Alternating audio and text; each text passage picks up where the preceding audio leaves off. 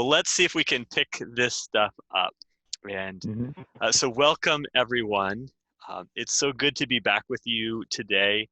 I've really been enjoying this class. I think that the fact that we're online has been certainly challenging, but it's also made me think more carefully about how we're approaching this material and how to convey it. Because I don't know, the time is more precious, the communication is more precious, and so it's been fun to be challenged and to be able to go with it, go through this stuff with all of you. I've appreciated the questions, the interactions, both the fun stuff and also the math related things. So thank you all for that. So let's dive into the material. So when last we saw our intrepid hero and heroine were exploring double integrals over polar regions. And my audio is glitching. Is my audio better now? Let me try it. Can people hear me with this audio? Give me a thumbs up. Your connection is still weak. Okay. Yeah, we could hear you, but it's just that your connection isn't good.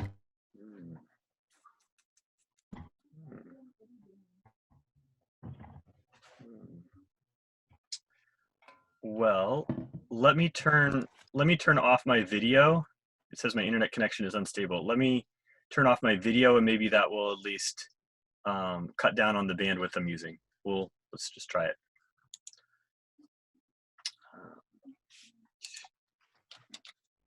Okay. I don't know whether you'll be able to hear me, but we'll try.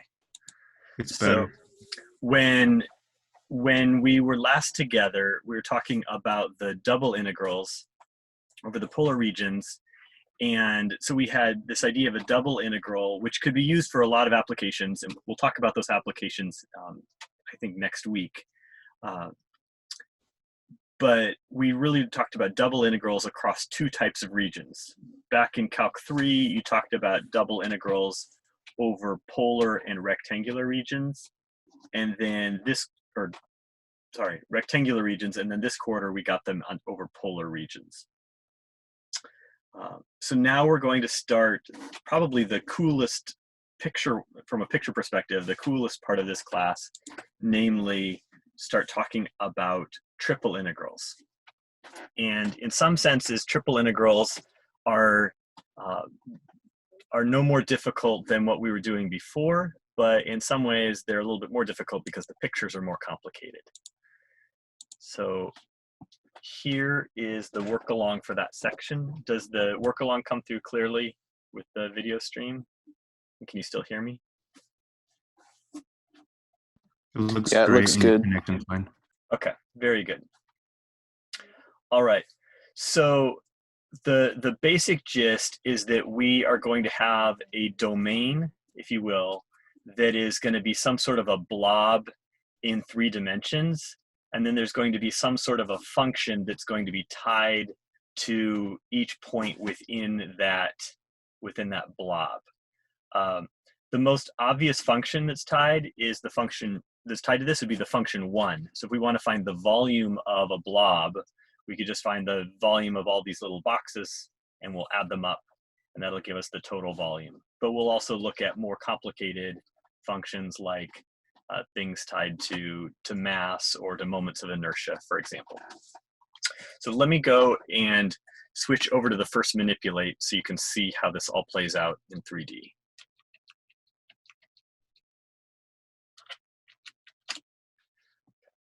Still clear? Still can hear me? Yeah. Okay. Yeah. So the region that we're looking at is the region underneath this yellow triangle. And if we wanted to find, maybe for simplicity's sake, if we wanted to find the volume of the region under the yellow triangle, we could use a whole bunch of boxes and see how many boxes we could fit under the region. And you'll notice that those boxes are going right out to the edge of this plane.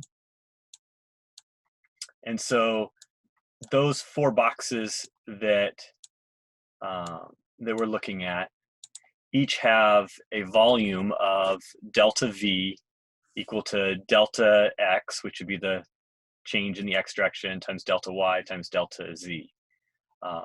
Is this a good approximation for the total volume? Not so much. What should we do if we want to make it a better approximation? Smaller subdivisions. Smaller subdivisions. So if we had more X subdivisions, more Y subdivisions, more Z subdivisions, boom, suddenly we're getting a much better approximation for the overall volume.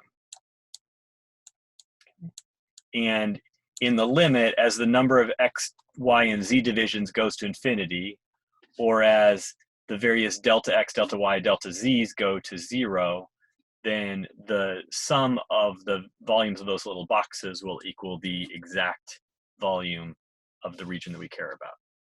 Does that all make sense and connect nicely to what we've done previously in calculus? Yeah. Cool. All right, so back to the notes. So it should be reasonable to say that the definition of the triple integral over some box would be whatever your function is, and we're going to have a triple integral because we got to take care of the x's, y's, and z's. And then now we're going to integrate with a dv at the end, and this dv represents the volume of the individual little box. And you can see it here in the triple Riemann sum. So the triple integral will exist if the limit of this triple Riemann sum exists. This is great. It's not really any more complicated than the stuff that we were doing with double integrals. It's just a little bit more difficult to carry out. Fubini's theorem still holds, and as you recall, what Fubini's theorem does is it says that we can take this general triple integral. So this thing right here is a triple integral. So it's a triple integral with, it's like a concept almost. There's no method. Can you see me typing? Can you see me typing or not until I press enter? I'm sorry. No method for press enter. Okay, no method for evaluating. Okay. Is that clear? Can you see it now? Triple integral. Whoa, say that again? It's still loading in, like we have part of it, but not the. Ooh, so everything is just really slow. Is that what I'm hearing? Yeah. That sounds right. Okay. Let me just double check and see whether there's any more bandwidth. I think it's our internet. At home? Yeah. Because Okay. Mom said the computer was being slow, and then you have 3 different people on the Zoom call and stuff. I think it's just our internet. Got it. Thank you, moderator Faith. Maybe I should have you as moderator just get off for today and we'll go unmoderated and save a little bit of bandwidth that way. Okay, sounds good. Yeah, appreciate it. We'll see how it works. All right, now can people see this note here that the thing on the left is a triple integral. It's a concept. There's no method for evaluating. Does that come through for everyone now? Yeah. Yes. Very good. The iterated integral over here is powerful because it's there's a method for evaluating right here, because you say evaluate with respect to x, then evaluate with respect to y, then evaluate with respect to z. And so we have the triple integral, which is kind of this concept-y thing. And then over here on the right side, we have the iterated integral. That's the one we can actually work with. And Fubini's theorem is the one that lets us go back and forth between the two.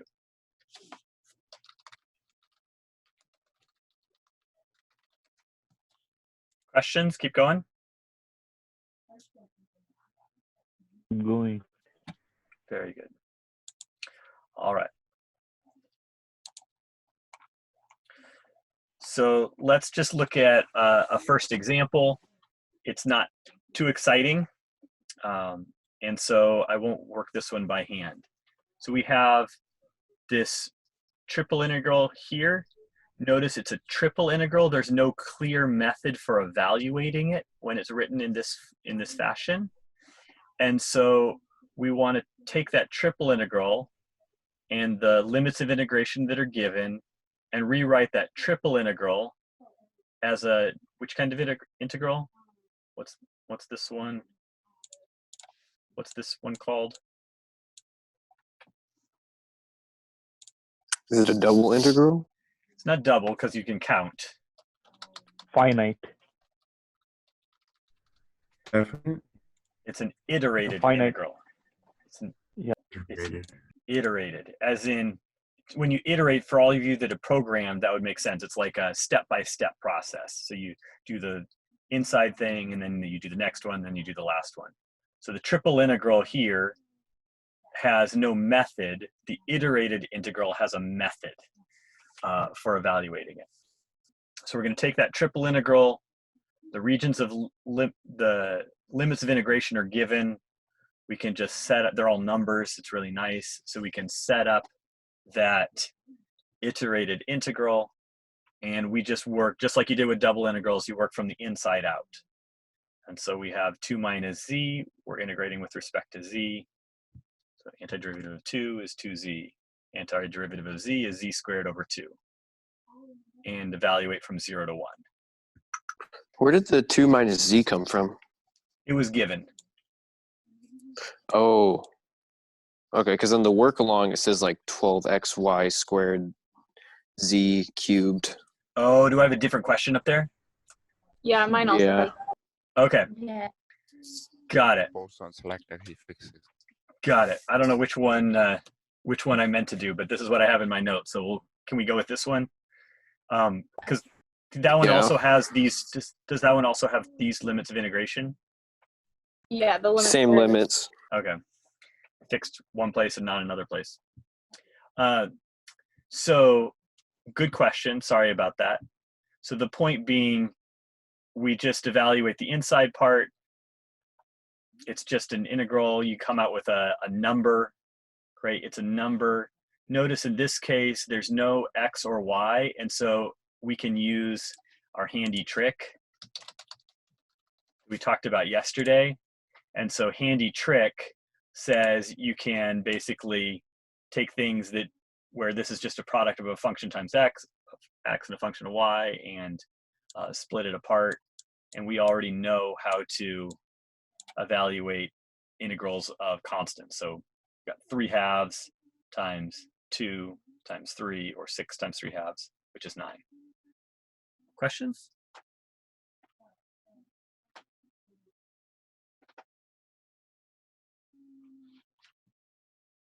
Very good. Let's look at a manipulate. Are you still with me? Got really silent. Somebody give me a thumbs up. I can't find my button to do thumbs up anymore, but yes. Nice, thank you. Yeah, Thanks, Damon, Devin, George. Appreciate the thumbs up. All right. So here's the picture of what's going on. So if we are integrating with respect to x, notice that we can let the x's. Actually, let me start here. Notice the integral goes from 0 to 1 first in the z direction. And so we've drawn an arrow here parallel to the z-axis. This arrow is parallel to the z-axis. Cool. And then the next thing we're going to do is we're going to integrate with respect to y. And so we're going to allow those y values to go between 0 and 2. And then last but not least, we're going to ask where are the x's. And the x's are going to go from the 0 to 3. So let me say this again. We're going to do the same thing over and over. This is a super easy example. But if you want to figure out what's going on with the DZ, what you're going to do is you're going to look at the 3D picture.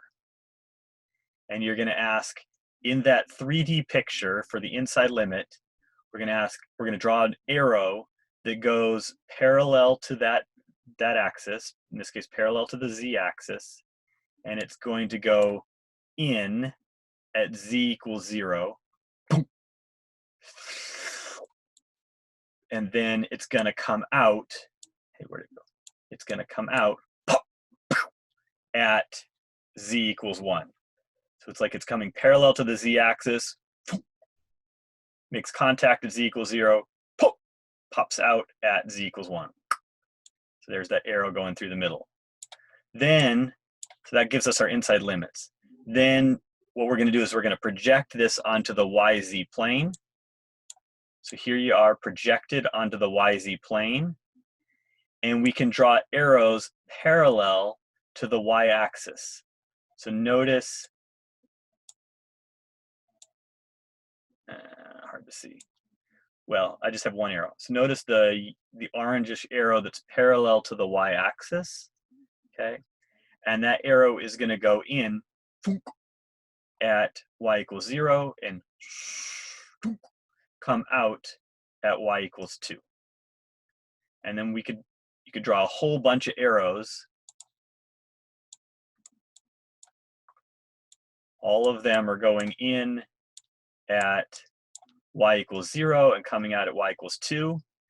And the arrows are ranging.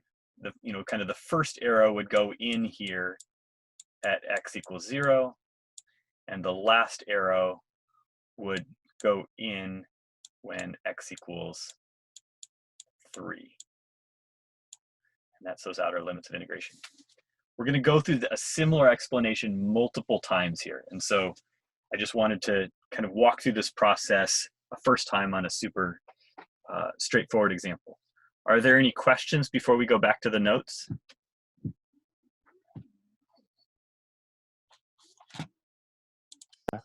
No questions. Okay. Thank Thumbs you. up. Sounds good.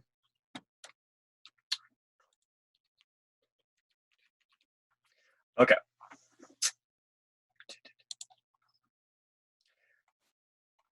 I think the next thing that you have is this picture here. Is that correct? In your notes? Is that correct? There's a few pictures before it, but yeah, then we have that. Okay, let's go to this point.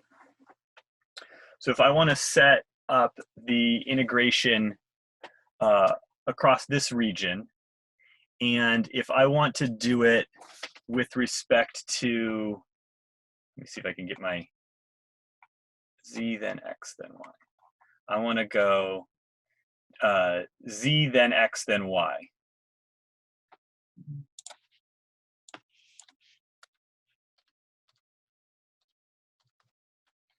Okay, so I'm going dz, then dx, then dy.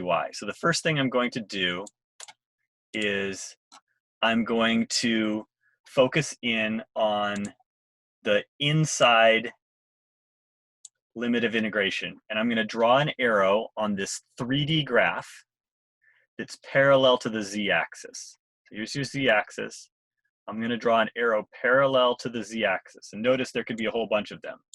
One here, and one here, and one here. But the more interesting one would be the arrow that's coming up that hits the graph right here and then travels through the solid and then kind of like comes out at this point on the solid and then keeps going through space. So again, it's traveling vertically parallel to the z-axis. It first makes contact down on that D surface right here, travels through the solid, okay, and then boom, comes out right here.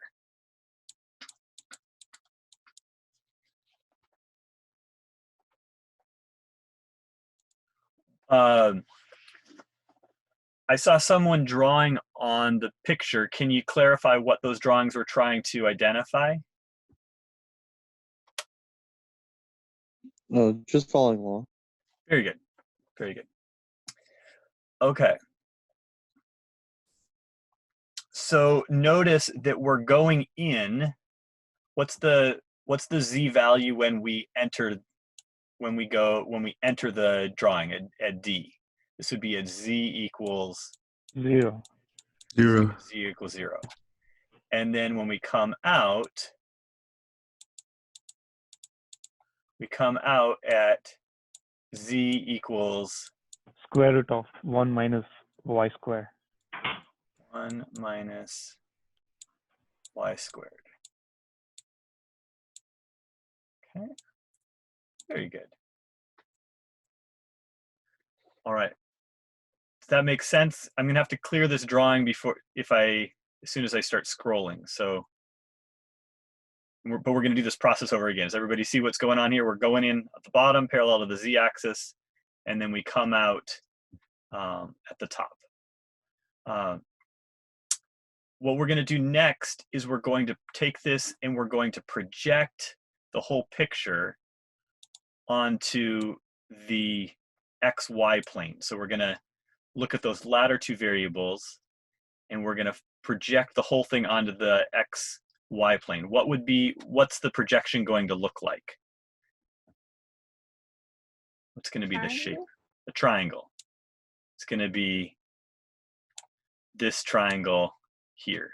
And I think you should have a triangle immediately below this in the notes. Is that correct? Yeah. Okay. Very cool. So I'm going to clear the drawing. Move down. So here's our triangle. And again, what's our order that we were trying to go in? dz, dx, dy. Is that right? Yeah. Okay, Yeah. thank you. So we projected onto the dx, dy plane. And so next, we're going to focus in on the middle variable, and we're going to draw 3 arrows that are parallel to the x-axis. 1, 2, 3 arrows. Okay. And all 3 of these arrows are going in at x equals what? 0. All going in at x equals 0, and they're all coming out at X equals to y. x equals y. Okay. And lastly, we can focus in on the y's. And so look back at the 3 arrows and imagine we could draw tons and tons of red arrows. What would be the lowest of those red arrows? The lowest possible red arrow would be down here somewhere. 0 to 1. 0 to 1. Exactly. It would be at y equals 0. And we're going to go all the way up to y equals 1. Okay. Let's back up and see how all that will work.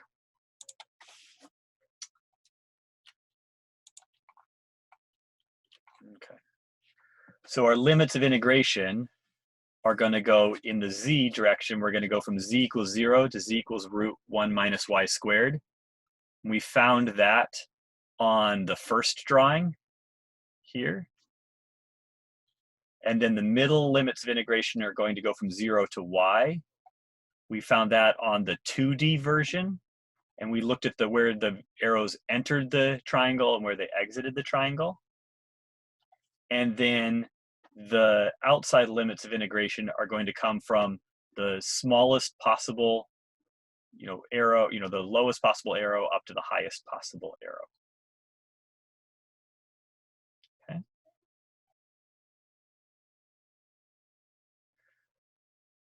At this point, we've set up which kind of integral?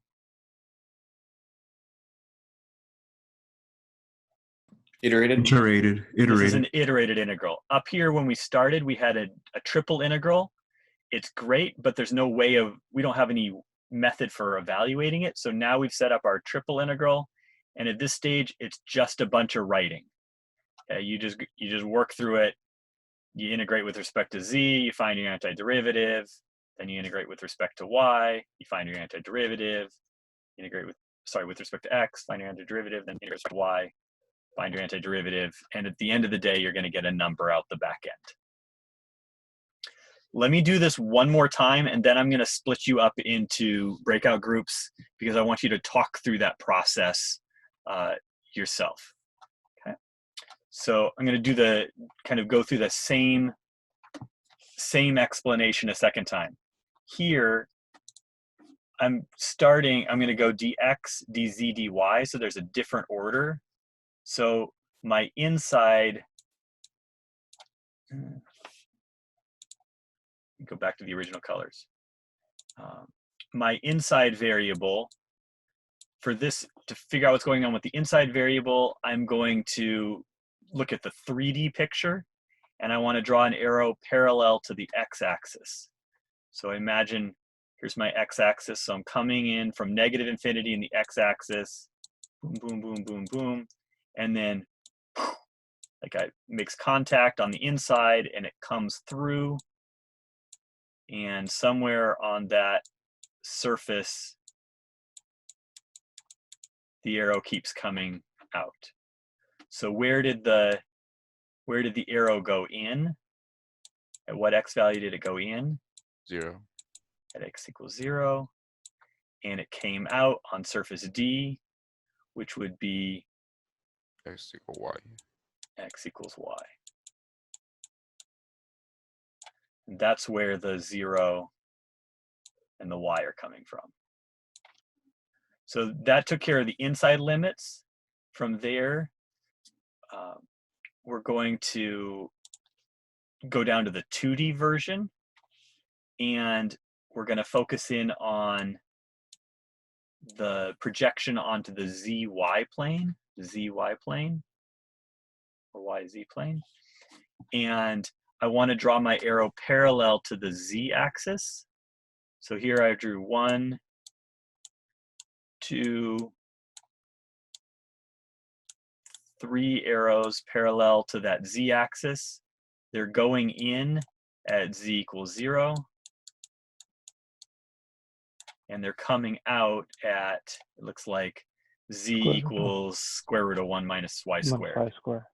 Yeah. And that would be these limits of integration here.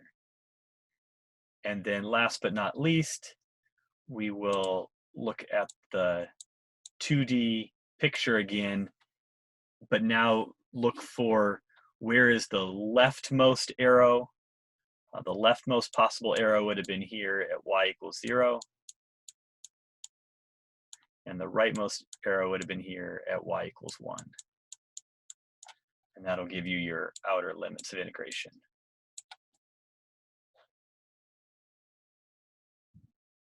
Okay. Questions about this so far before I break you into small groups? It's not directly about this, but it is about 3-space. Mm-hmm. Go ahead. When we're dealing with 3-space and we say that there is a point x equals 0, I keep reading that we can call x equals 0 a plane, but isn't it the yz plane that is just at x equals 0? And I'm wondering why you can call x equals 0 a plane.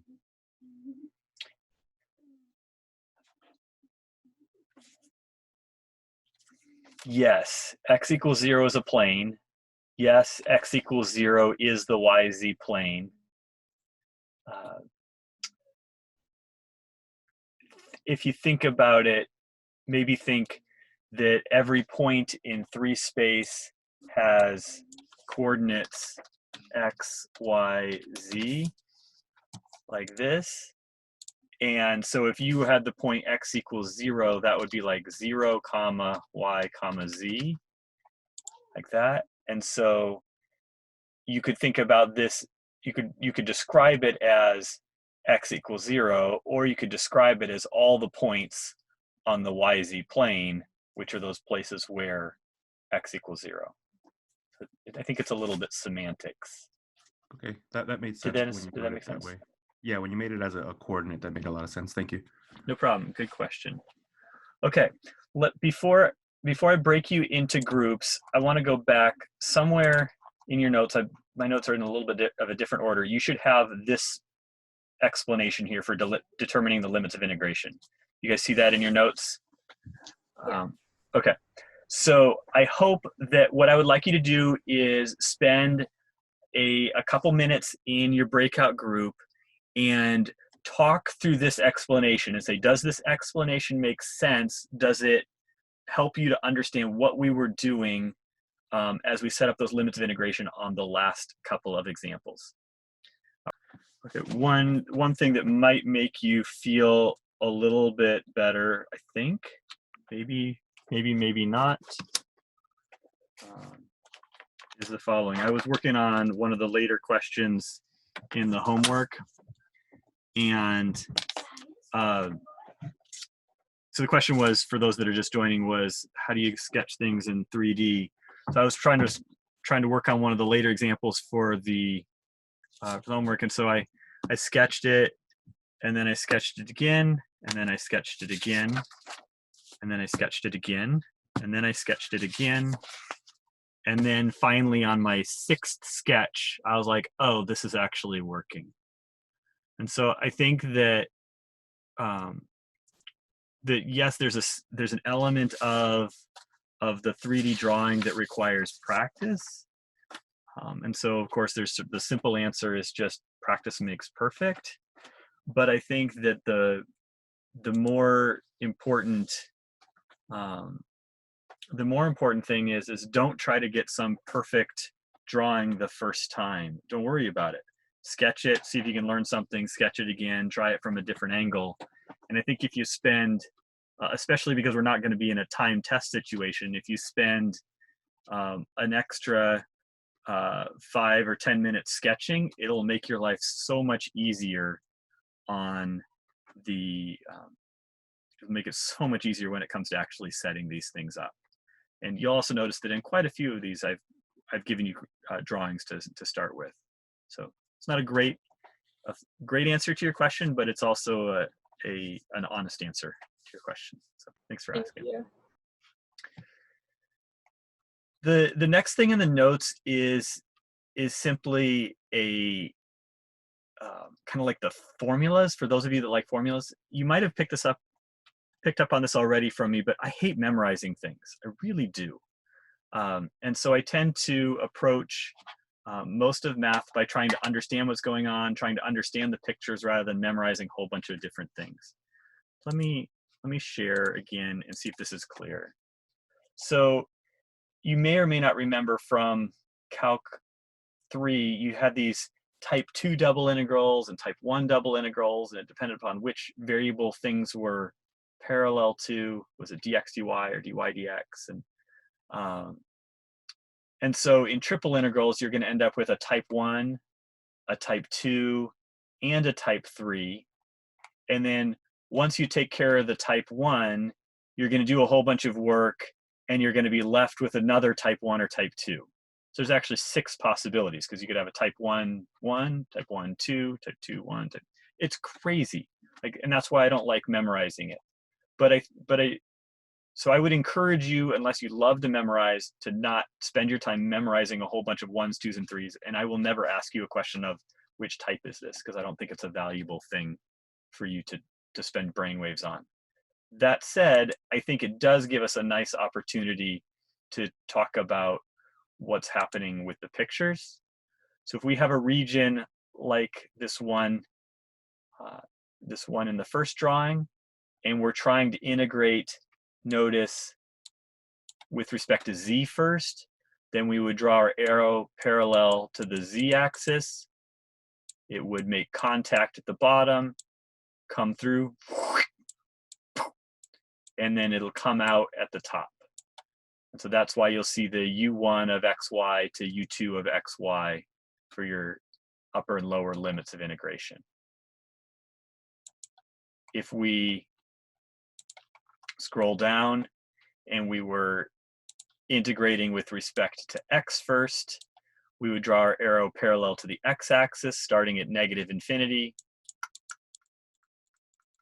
It's going to make contact here, and then come out, and continue on out for forever. So it's going to go in at u1 of yz and come out at u2 of yz. So I think that these pictures are helpful to you in the sense that they help you to see what's going on for the limits of integration, but they're not very helpful to you in terms of memorizing because it's just too many options to memorize.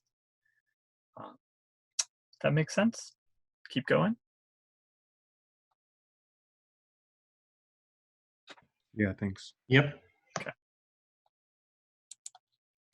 Very good. All right. Long explanation to get to this idea of volume. So if you want to find volume, we can integrate with respect to a dz, or sorry, a dv, and what's going to be our integrand.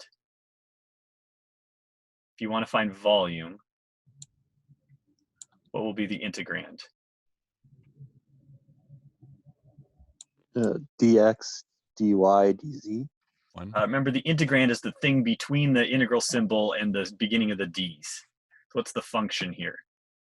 Shouldn't it just Is be it just whatever one? volume Is it just formula one? for the It's space? just a 1, exactly. Oh, Yeah, so it's a 1. So anytime you see a 1 with a triple integral, you can think about that as volume. If it had been a double integral, then you would have seen that 1 and you would have said, oh, I can recognize that. This would represent what?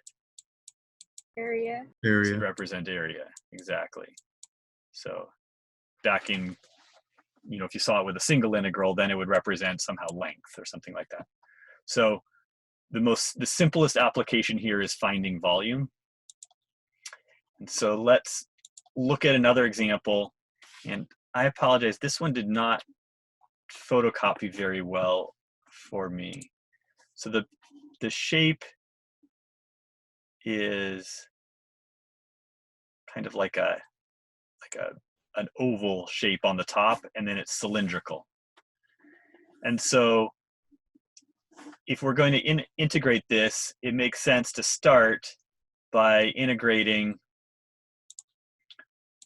in the 3D world with respect to z, kind of like do the most complicated thing first in some sense. And so we're going to start by drawing that line, figure out where that arrow is that comes in parallel to the z-axis. Boom, it makes contact with our object base, goes through, comes out right here, and then keeps on traveling, never to hit anything again. So where is it going to enter the object? At z equals 1. It's going to enter the object at z equals 1, and it's going to exit the object at z equals, looks like 5 minus x.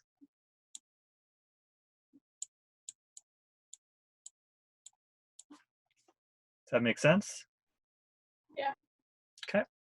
So then we're going to take that object and we're going to project it onto which plane? XY. Onto the XY plane or the YZ plane. So when we project it onto the YZ plane, we're left with a circle.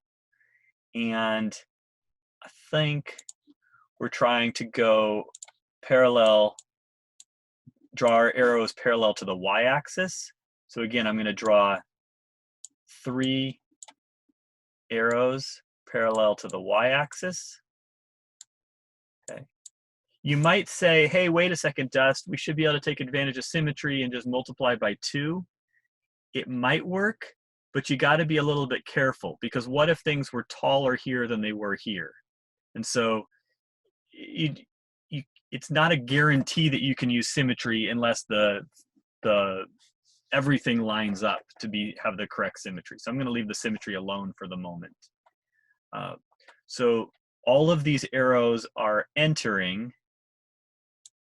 They're entering at y equals negative root 9 minus x squared, and they're all exiting the circle at y equals positive root 9 minus x squared.